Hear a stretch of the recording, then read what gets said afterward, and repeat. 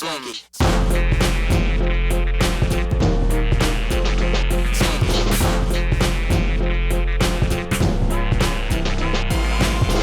Well, thank you everyone for being here today. We're going to go ahead and get started here in a minute. So if you'd like to make your way into the seating area, if you'd like.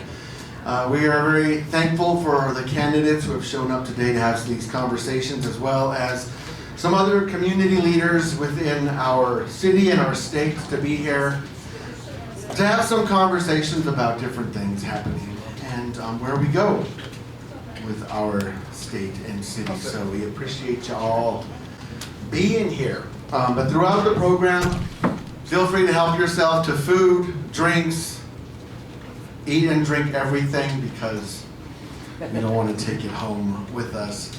Every time we do one of these things, I end up with so much food and drinks in my fridge for a week, and I don't need that, so. Well, thank you. This is our third annual Fall Freedom Festival, our forum, all right. My name is Valdamar Archuleta. I am the president of the Colorado Log Cabin Republicans, and we welcome you all to be here with us today. At least right now, that's who I'm going to be. Candidate Valdamar is off over there somewhere. But it is really good to have you here. And I think most of you here probably know about the Log Cabin Republicans and who we are. We've been here in Colorado for about 20 years. Nationally, it's been around since the late 70s and is kind of representative of the LGBT side of conservatism. However you want to put it, nowadays there's a lot of discussions even amongst ourselves within the LGBT community about who we are and what we think, and where we kind of draw the line as to what's happening in our world culturally. So that's almost a whole discussion in itself, but we're not here to talk about that today.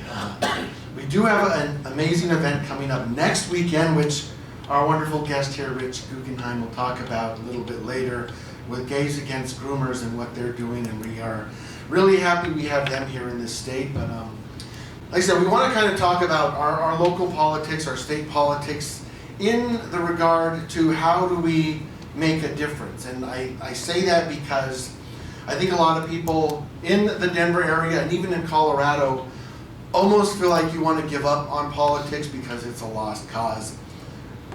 Again, we thank all our candidates for being here today. Many of them, well, I think all of them, are in difficult races. Not impossible, but they're difficult races. Nothing's impossible. But what they're doing is extremely important, because we need to be a voice for normality in this world.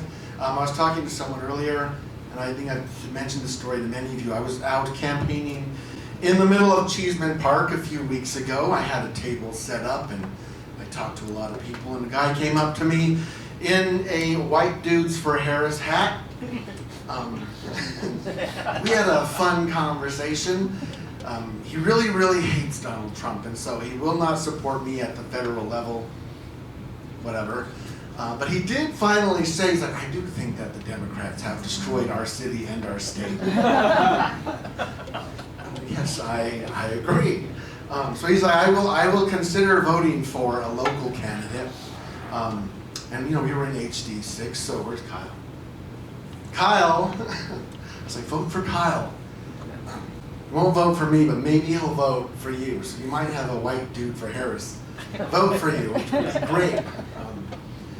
Anyway, that's why we want to have some of these conversations, and I won't take up much more time here. I just thank you all for being here. This fight is worth it, even in Denver. It's very important that we're here, and it's very important that we do what we do, as you will see when we have these conversations. First, I want to invite up Bob Lane, who is running